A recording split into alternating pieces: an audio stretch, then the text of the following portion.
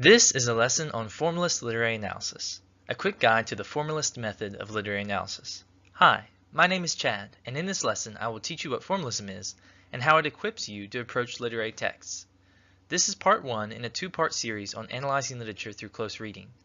Check the video description for more information to see my second video in this series, demonstrating how to perform a literary analysis of J.R.R. Tolkien's The Silmarillion.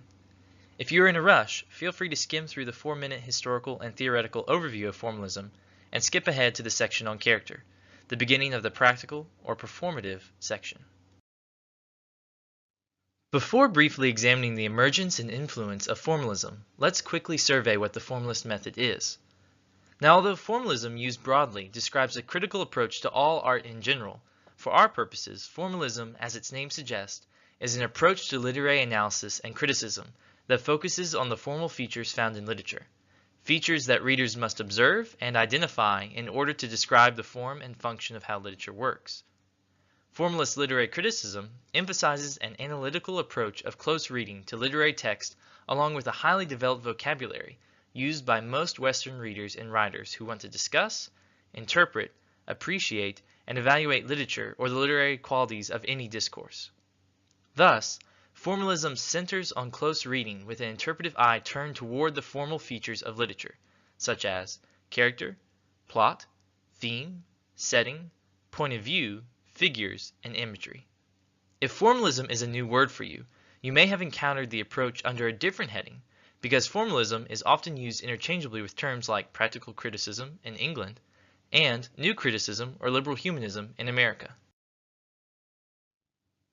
Now you might be wondering, why study the formalist approach to analyzing literature? Why formalism? Well, emerging out of the early 20th century, formalism became the dominant approach to literary analysis, rising as the operative mode for analyzing literary texts in American classrooms, and it still dominates today. Formalism, or new criticism, is what Peter Berry calls the traditional approach to English studies, and traditional literary criticism. So much so that some may suggest, as Peter Berry summarizes, that if you practice literary criticism and do not call yourself a Marxist critic, or a structuralist, or a stylistician, or some such, then you are probably a liberal humanist, whether or not you admit or recognize this. Formalism is what professors are generally looking for when they assign a literary analysis, unless otherwise specified. So, learning the craft of formalist literary analysis will enable analysts to succeed in the classroom, and will offer an entry into the academic conversation surrounding literary criticism. And formalism augments all other ways of reading, including the grammatical historical method, common to biblical studies, by insisting on close reading, emphasizing the sufficiency and authority of the primary text. Now you may still be wondering how formalism emerged and became the normative approach to literary analysis. In the 1920s, Cambridge professors William Empson, F.R. Leavis, and I.A. Richards began to theorize about the state of literary criticism, advocating for a change in approach to literature. This change was relatively easy to effect because the Cambridge English School had only been around for a decade, making it more malleable to formalist influences. Then, in his 1929 work, Practical Criticism, I.A. Richards isolated literature from linguistics and history and focused analysis on the precise details of the text, the formal features of the text. Beginning in 1932, F.R. Leavis and his wife, Q.D. Roth, established the journal Scrutiny, which extended the practice of close reading from poetry to prose. With these developments in particular, formalism gradually emerged as the normative approach to reading literary texts. Peter Berry writes that, in the period of its growth, formalism claimed independence from language studies, from historical considerations, and from philosophical questions, urging readers to get alone with the text to perform close reading. Indeed, formalism became so dominant and detached literary studies so thoroughly from other disciplines that the development of literary theory during and following the 1960s was mostly a reaction to formalism that sought to reestablish connections between literary study and these three academic fields. Formalist critics built on Aristotelian formalism from the Poetics, but rejected many earlier schools of criticism, such as Platonic and Romantic expressivism, mimetic criticism, rhetorical criticism, and philological and linguistic approaches. Other leading formalists include theorist Clinth Brooks and John Crow Ransom, as well as Russian formalists such as Roman Jakobson and Viktor Shklovsky. Now, as we have already observed, formalism is an approach to literary analysis and criticism that focuses on the formal features found in literature, features that readers must observe and identify in order to describe the form and function of how literature works. One such category of formal features is that of character, the creation and representation of persons and entities. So when performing a formalist analysis on a text, readers should observe the following aspects of character in the text. Antagonist, the main villain, adversary, opponent. Antihero, a central, sympathetic character with significant personal flaws. Dynamic, changing, growing, learning, developing, active character. Flat, poorly developed character. Protagonist, the main character, often the hero, with whom the audience is expected to sympathize. Round, well-developed character. Static, not growing or changing character, an inactive personality. Stock, social type of character, not well developed but well recognized as a social stereotype. Symbolic, caricature that is representative of certain kinds of people, such as a Judas figure or Christ figure. Another category of formal features is that of plot, a series of events or happenings that organize a story. So when performing formalist analysis on a text, readers should observe the following aspects of plot in the text. Climax, the main or most exciting event in a story. Complicated, plot characterized by many twists and turns. Conflict, plot features and tensions that demonstrate human rivalries and difficulties.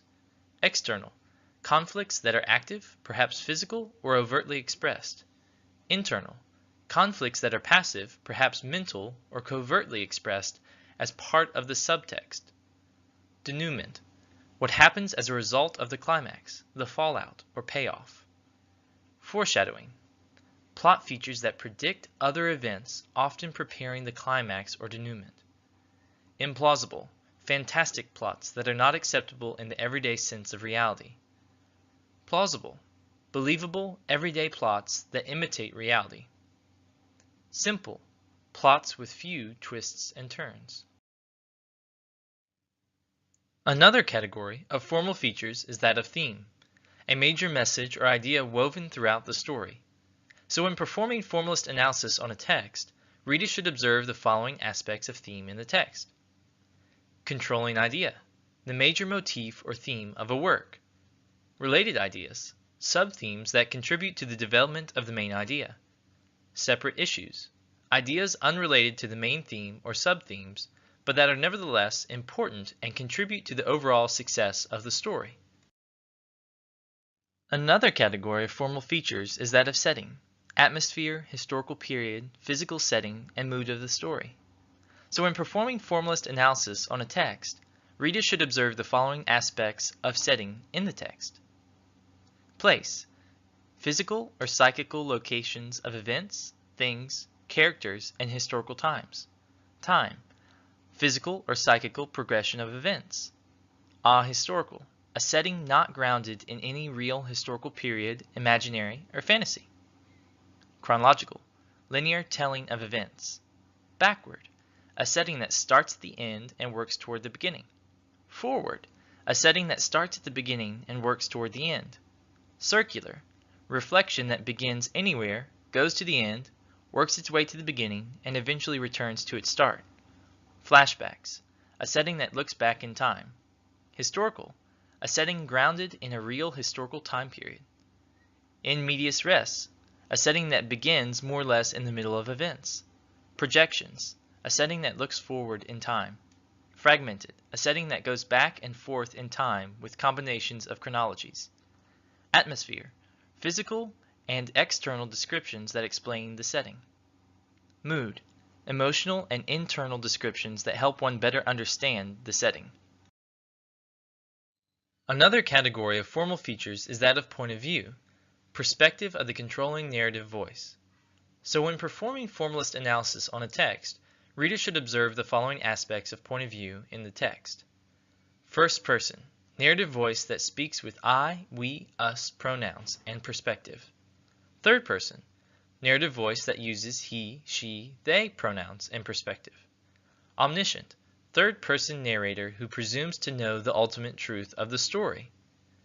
limited omniscience, third-person narrator who doesn't know everything. Objective, third-person narrator who tells the story from an impersonal point of view. Subjective, narrator who admits that personal factors have affected interpretation. Reliable, narrator who can be trusted to tell the truth and be mostly objective. Unreliable, narrator who cannot be trusted to tell the truth or be objective. Another category of formal features is that of figures, various tropes and similes used to create perspectives, vividness, and emphasis. So in performing formalist analysis on a text, readers should observe the following aspects of figures in the text. Allegory, extended metaphorical story with underlying moral or message. Analogy, extended simile or comparison of things or events with other things and events. Irony, paradoxical events, ideas, or attitudes that are played off against each other. Sarcasm, making serious fun of things, ideas, people, or events. Satire, synthesis of heavily developed ironies and sarcasms. Metaphor, implicit comparison or identification of something with something else. Metonymy, symbolic substitution by association. Give up the sword, that is, leave a life of warfare. Personification, metaphor of becoming a person, comparing inanimate things to people. Simile, explicit comparison of something or someone as or like something else.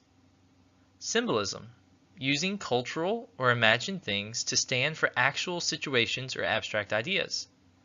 Intangible, imaginary, mental, or spiritual symbols. Tangible, physical, actual, concrete symbols. Synecdoche, substituting a whole for a part or a part for a whole. A budding rose, that is, springtime. Another category of formal features is that of imagery, specific sensory details describing characters, situations, things, ideas, or events. So when performing formalist analysis on a text, readers should observe the following aspects of imagery in the text. Hearing, images that cause one to hear sounds or voices. Seeing, images that draw mental pictures. Smelling, images that bring the memories of odors and aromas to mind.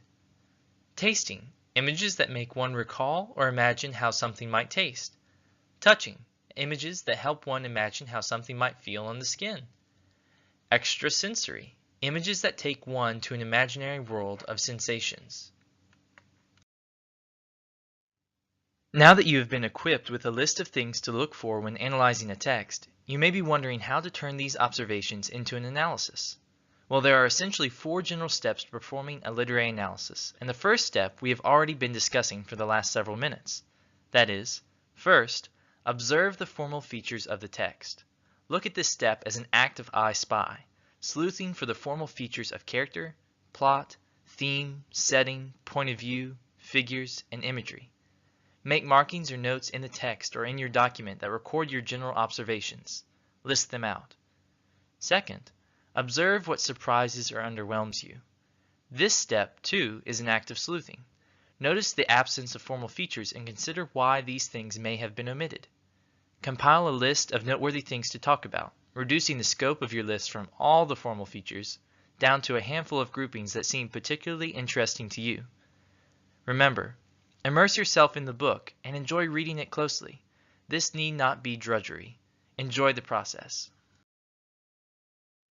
Third, formulate a theory or explanation as to why the text appears in this way and not another.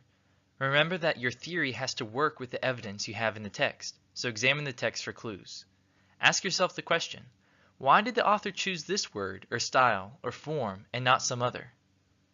Fourth, and closely connected to the third step, bear out your theory or explanation with an explication or interpretation of the text. Break it down, citing examples from the text, including key sentences, phrases, words, and punctuation marks. Ask yourself the question, how does the author make the reader believe or feel or act in response to the text? Remember, this is your argument about the book. This is not a summary. Using these 4 general steps, you will be able to conquer the craft of formalist literary analysis. Now, if your project requires you to answer a research question already provided for you, such as, Why does the author only use stock characters in this book? Or how does the author emphasize justice in this story? Then adapt these 4 steps by, first, spying out the formal features related to the question. Second, noticing what strikes you about these related features in connection with your given topic. Third, formulating how these related features come together to form a theory or explanation in answer to the question. And fourth, proving your interpretive theory with evidence from and interaction with the text. I hope you have found this lesson helpful as you seek to analyze literature with the formalist method. For more information, check your writing manuals, visit local writing centers, or consult online writing helps. Or check out more videos at our YouTube channel. And visit Southeastern's Writing Center website, where you will find dozens of helpful links and handouts offering writing assistance for a variety of situations and audiences. Thank you.